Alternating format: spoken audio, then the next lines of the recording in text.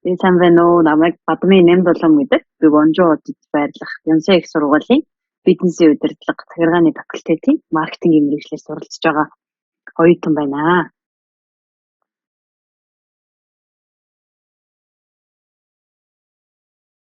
Солонгос суралцах болсон шалтгаан гэх юм бол анх 10 жилээ төгсөөд Монголд байгаа Хүрээ их сургуульд Хүрээ мэдээлэл албан технологийн дээд сургуульд суралцахаар хэлсэн ороод тэр сургууль маань болохоор Солонгосын 100% хөрөнгө оруулалттай тийм сургууль байсан. Тэгээд сургуулийн багш нар маань бүгдөө Солонгос багш нар ч их байсан, Монгол багш нар ч их байсан.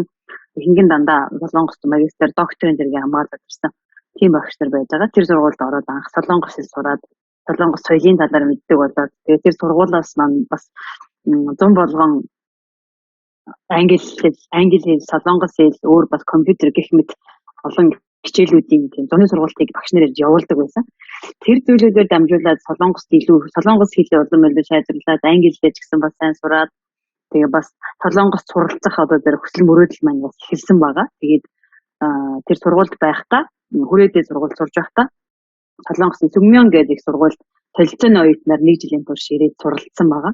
Тэгээ 1 жилийн турш тэгээд суралцж явах хугацаанд Солонгос соёлын талаар бас илүү их мэддэг болоод тэгээд Солонгос суралцах нь ямар давуу талтай байдгийг, ямар одоо миний амьдралд илүү гоё өөрчлөлтүүдийг авчрахаар байна гэдгийг илүү их одоо биеэрээ амсаж туулж мэдрээд тэгээд дахиж магистр докторт Солонгос хэл суралцъя гэсэн тийм хүсэлтэй болоод буцсан байгаа. Тэгээд буцаж Монголдо очиод сургуулаа төгсөөд дахиад наашаага магистр доктор суралцаар ирээд одоо суралцж байгаа. За тэгээд хоёр дахь шалтгаан нь гэх юм бол Солонгосын хувьд Монголтай хамгийн их одоо соёлын хувьд төстэй, бусад Азийн орнуудад соёлын хувьд илүү их төстэй, хоорондоо бас илүү ойлголцдог тийм зүйлүүд нь их байдаг гэж би хувьдаа боддог. Тэгээд тэр шалтгаан ч гэсэн бас Солонгос суралцах шалтгаан болсон. Одоо хамгийн сүүлийн шалтгаан нь юу вэ гэхээр Солонгос хэл сураад топкийн оноо өндөр аваад гэх юм бол Солонгос сэтгэлгээр суралцах боломжтой байна гэдэг энэ зүйлийг мэдэж аваад тэр нь бас надад хамгийн их одоо урам зориг өгсөн, бас суралцах тэр хүслийг маань илүү бадрааж байсан тэр одоо мэдээлэл байсан. Тэгээд их сургууль сурж байхдаа топкийн оноогоо өндөр авъя гэсэн одоо бодолтой сураад хичээгээд их сургуулаа төгсөд топкийн оноотой төгсөд тэгээд наашаа ирж суралцах болсон байгаа. Одоо тэгээд яг энэ саяын хэлсэн зүйлээ өгнөд хэлэх юм бол хамгийн том 3 шалтгаан. Нэгдүгээрт нь Хүрээ их сургуульд суралцаад Солонгос соёлыг мэддэг болсон шалтгаан хамгийн нэгдүгээр. Дараагийнх нь соёлын хувьд адилхан байгаа гэдэг нь хоёр дахь шалтгаан болоод гурав дахь нь болонгоос одоо тэтгэлэг авах маш их өндөр боломжтой гэдэг тэр зүйл бол Солонгос суралцах шалтгаан болж өгсөн байгаа.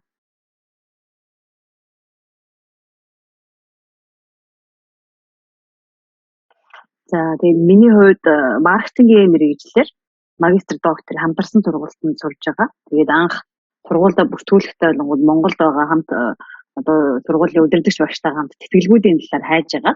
Тэгээд Янсаа их сургуульд гадаад оюутанд өгдөг тэтгэлгүүдийг ингээд судалж байгаад тэгээд ирэхээр болсон байгаа. Тэгээ манай сургуулийн хувьд гэх юм бол намайг анх ирэхэд магистр докторийн хамтарсан сургуультанд 3 жилийн хугацаатайгаар 100% тэтгэлэгтэй байсан. Тэгээд тэрэн дээр хамгийн их одоо голчилж харддаг зүйл нь юу вэ гэх юм бол хэлний оноо, дээрээс нь одоо бакалавр төгссөн бол бакалаврын дүн, магистр төгссөн бол магистрийн дүн голчийг харж иж бас тэр одоо оюутны суралцах хүсэл эрмэлзэл тэр ямар одоо хүсэл эрмэлзэлтэй байна гэдгийг хараад тэгээд тэр тэтгэлгийг бол өгдөг байгаа. Тэгээд одоо намайг анх ирэхэд 100% тэтгэлэгтэй байж байгаад одоо болонгууд магистр нь гадаад оюутан 50% тэтгэлэгтэй, докторийн хувьд гэх юм бол 100% тэтгэлэгтэй байгаа. Тэгээд тэтгэлэгт нь юу ордог вэ гэхээр сургалтын төлбөр 100% орно. Дээрээс нь докторийн хувьд гэх юм бол сургалтын төлбөр 100%. Тэгээд дотор байр нь үнэгүй. Дээрээс нь цар болгон стипенд гэдэг 400,000 вон өгдөг тийм тэтгэлэг байгаа. Тэгээд магистрийн хувьд гэх юм бол төлбөрийн 50% тэтгэлэг.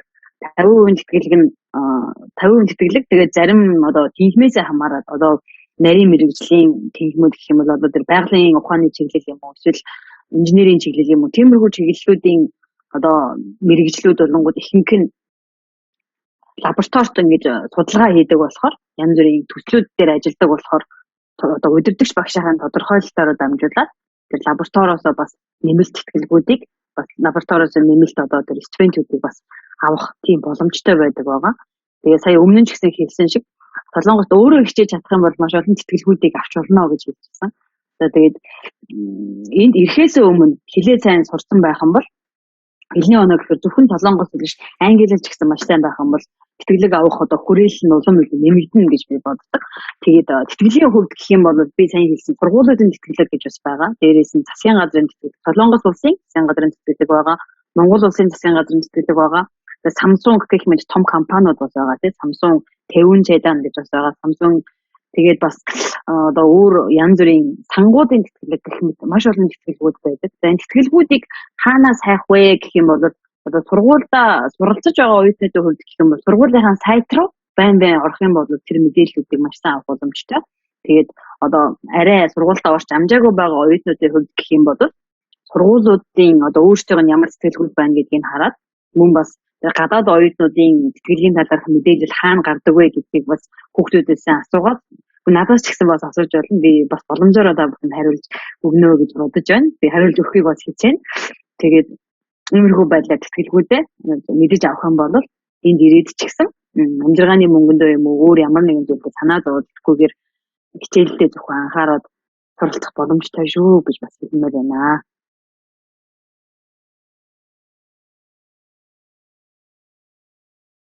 За ажлын Солонгост ажиллах ажлын хувьд гэх юм бол би одоогоор оюутан статустай байгаа болохоор одоо нийгэм дээр гараад компанид ороод ажиллах гэх юм энэ зүйлийн талаар илүү дэлгэрэнгүй бас хэлж чадахгүй байна. Тэгээд энэ ойлголт болохоор мэргэжлээс хамаарат бас тухайн хүн хүнээс хамаарат бас ямар газар яаж ажилламаар байгаа тэр мөрөөдөл зорилгоос хамаарат маш өргөө ойлголт учраас хэлэхэд жоохон хүндрэлтэй байгаа ч гэсэн одоо оюутан хүний хувьд суралцгаа хажуугаар ямар ажил хийх боломжтой вэ гэдэг зүйл дээр нэлээд төвлөрөөд өөрийнхөө туршлаган дээр суурлаад ярихыг хүсэж байна. За тэгээ миний хувьд гэх юм бол энд Солонгос суралцгаа хажуугаар одоо орчуулгын ажлыг бол нэлээд хийжсэн. Бичгийн орчуулга, эсвэл ярианы орчуулга тэгээд дээрэс нь сургууль дотроо болонгод багшийн туслах, өдөртөс багшийн туслах, хичээлүүдийн туслах ажил гэх юм. Тиймэрхүү ажлуудаас нэлээд хийжсэн. Тэгээд сургууль дотор байдаг Пенжен Кююгон гэдэг орон нутгийн иргэдэд зориулсан сургалт явуулдаг тийм төв байдаг байгаа. Тэр төв дотроо Монголны хичээл зааж бас ажил хийжсэн. Тэр хичээл дээр болонгууд одоо тэр тухайн орон нутагт байгаа хүмүүс нь Монголын Монгол соёлын талаар сурахыг хүссэн хүмүүс или одоо монгол хэлийг сурахыг хүссэн хүмүүс ирээд суралцдаг тийм сургалтын төв байсан байгаа. За тэгээд тэрнээс гадна бас Койка гэдэг байгууллага байгаа тийм бүгдөө мэдж байгаа. Койка гэдэг байгууллагаас одоо сайн дурын ажилтныг Солонгос хүмүүс сайн дурын ажиллаар Монголд очиж ажилладаг байгаа. За тэр Монголд очиж ажиллаж байгаа тэр хүмүүс Солонгосод явхаасаа өмнө энэ сургалтанд хамрагддаг байгаа. Тэгээ Монгол соёлын талаар ч юм уу эсвэл одоо очиод ямар одоо сайн дурын байгууллагын ажлыг хийх үү гэдэг талаараа ч юм уу энэ дэрийг сургалтанд хамрагддаг. Тэр сургалтын бас нэг нь монгол хэл сурах тийм сургалтаас байдаг. Тэр сургалтын дээр нь ч гэсэн бас монгол хэл анхан шатны одоо монгол хэл үсэг гэх юм уу анхан шатны монгол хэлийг заах тийм ажил бас хийжсэн байгаа. Тэгээд миний хувьд гэх юм бол сургууль дотор ажиллах ажил та бүхэн бас нэлийн сайн хайж үзээсэй гэж бас хүсэж байна. Тэгээд сургууль дотор ажиллахад яадаг вэ гэхээр сургууль дотор ажиллах үед ямар нэгэн зөвшөөрөл авах шаардлагагүй байдаг байгаа. Одоо миний сая хэлсэн өөр бусад байгууллага юм уу эсвэл өөр одоо компанид ороод ажиллах юм бол заавал оюутан хүн зөвшөөрөл авч иж цагийн ажлыг зөвшөөрөл авч иж ажиллах эрхтэй болдог. Тэгээ бакалавр, магистр, доктор ямар одоо зэрэг суралцж байгаас хамаарат 7 хоногт ажиллах цагийн хэмжээ нь ингээ өөр байдаг байгаа. Тэгээ хамгийн бага нь доотлол нь 20 цагаас эхлээд тийшээгээ ингээд явдаг байгаа. Тэгээд сургууль дотор ажиллах тэр ажлыг хаанаас олох боломжтой вэ гэдэг талаар бас та бүхэнд хэлхийг хүсэж байна. За энэ сургууль дотор ажиллах ажлыг сургуулийнхаа сайтуудыг маш сайн ухаад тэр зарын сайн харах юм бол тэр ажлын зам бүгдөө орж ирдэг байгаа. Одоо жишээлх юм бол номын санд ажилламаар байна гэхэд номын сангийнхаа сайт руу ороод номын сангийн зарын хэсгүүдийг хараад авах юм бол семестрийн төгсгөлд ч юм уу, семестрийн эхэнд ч юм уу цагийн ажилтан хэдэн цагаас хэдэн цагийн хооронд ажиллах хүнийг ямар хэлцээр ямар ажилтан авах гэж байгаа вэ гэдэг зараа ингээд оруулдаг байгаа. Тэрийг хараад хэдэн сарын тэдэн хүртэл хүсэлтээ авна гэдэг бүх мэдээлэл орсон байдаг болохоор тэрнээс өмнө хүсэлтээ явуулаад хэрвээ тэнцэх юм бол тэндээ ажиллана. Харин тэнцэхгүй байсан ч гэсэн тэр нь танд бас айгүй их одоо мэдлэг болоод бас мэдээлэл болоод үлддэг учраас Солонгост ирж суралцах байгаа болоод эсвэл одоо суралцж байгаа хүмүүс байгаа бол сургууль дотор ямар ажил байна гэдгийг бас ичнээсээ хараад хайгаад үзээсэй гэж бас нэг юм зөвлөхийг хүсэж байна. За тэгээд тэр зүйлүүдийг болсон ч бай болоогүй ч бай тэр нь та бүхэнд маш их одоо туршлага болоод үлдэх учраас энэ зүйлээр ч гэсэн маш сайн өөрийгөө ториод үзээсэй гэж бас хүсэж байна.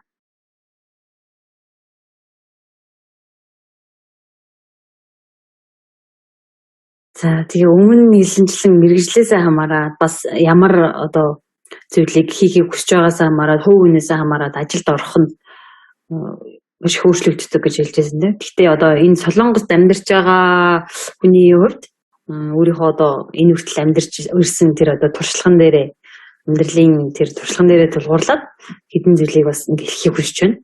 За тэгээд хувь хүний хөгжлийн талаас одоо ажилд орохын тулд өөрийгөө яаж хэрхэн бэлдвэл болох вэ гэдэг өөрийн одоо харсан үдсэн тэр бодол дээрээ тулгуурлаад бас хэлхийг хүсэж байна. За тэгээд Солонгос оюутнуудын хувьд гэх юм бол маш хичээнгүй хичээлээ маш сайн хийдэг байгаа.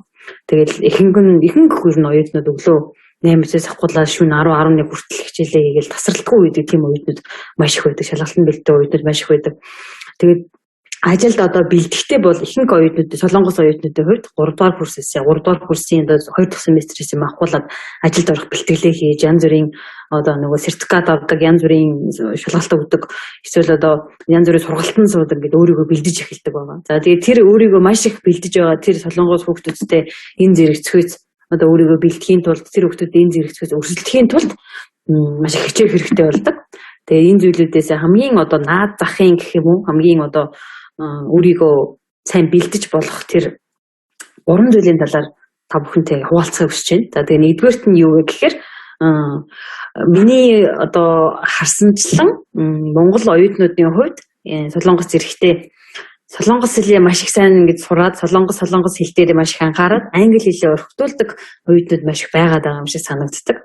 Тэгээд харин та бүхнийг англи хэлээ орхихгүйгээр англи хэлээ улам илүү сайжруулад харин Солонгос хэлээ бас сайжруулад яваасай гэж хүсэж байна. Тэгээд хэрвээ хоёр хэлээ хуулингийн сайн эзэмшсэн байх юм бол энд бол сурахад ч нэг жоохон хэцүү зүйлийг гарахгүй сураад төгссөний дараа ч гэсэн ажилд ороход бас маш их том давуу тал болж маш их одоо гайгүй сайн ажил хийх боломжтой гэж бас бодож байна. За тэгээ хоёрдугаарт нь гэх юм бол суралцахаар ирэхээс өмнө төгсөөд хаана юу хийх вэ гэдгээ маш сайн одоо төлөвлөөд маш сайн бодоосоо гэж хүсэж байна. За тэгээ ихэнх оюутнуудад одоо миний хувьд ч гэсэн бас яасан бэ гэхээр ирэхээс өмнө ер нь сурыг гэж хүрээд ирсэн. Тэгээд одоо суралцсныхаа дараа яах вэ гэдэг бодол анх бол байхгүй байж байгаа. Сурах явцдаа ингээд арай юу хийх үү яах уу гэдгээ жоохон тоглож ингэж тогтож ирсэн байгаа. Тэгээд анх ирэхээс өмнө сурахаас өмнө тэрийг тогтцсон байсан бол илүү одоо сурж байх хугацаанд маш одоо тодорхой маш сайн сурах боломжтой гэж бас бодож байна. За тэгээд ирэхээс өмнө яг ямар ажил хийх вэ гэдгээ бодчих юм бол илүү одоо төгссөний дараа ажилд ороход ч ажилд бэлтгэхэд ч илүү төхөмтэй маш амархан байх болно гэдгийг бас хэлхийг хүсэж байна. За тэгээ 3 дугаарт нь юу вэ гэхээр Монгол оюутнуудын хувьд, Монгол сурагчдын хувьд нэг тийм нэг сул тал байдаг гэж би боддог. Яадаг вэ гэхээр юм ингээд нэг аргалаад өнгөрөөчих гээд нэг даалгавар байлаа гэхэд хугацаанд хугацаанд тулгачаал тэрнээсээ өмнө гэлс ингээд нэг хальтуултыг хийгээл явуулцдаг гэх юм уу. Тиймэрхүү одоо аргалж өнгөрөх гэсэн одоо залхим их арга их хэрэгэлдэг гэж би боддог. За тэрийг эртгэн болвол бас маш их хэрэгтэй гэж зөвлөмөр байна. За тэг хичээл ном даалгаварт өөрийн хийж байгаа юу гэдэг. Тэр бүх зүйлүүд дээрээ эртнээс бэлдээд, эртнээс хийгээд, эртнээс төлөвлөөд энэ чадварт суралцах юм бол Солонгос дээр суралцахад бол маш сайн суралцаа. Солонгос хүүхдүүдээс ч илүү сайн суралцах боломжтой шүү гэж бас хэлж зөвлөхийг хүсэж байна.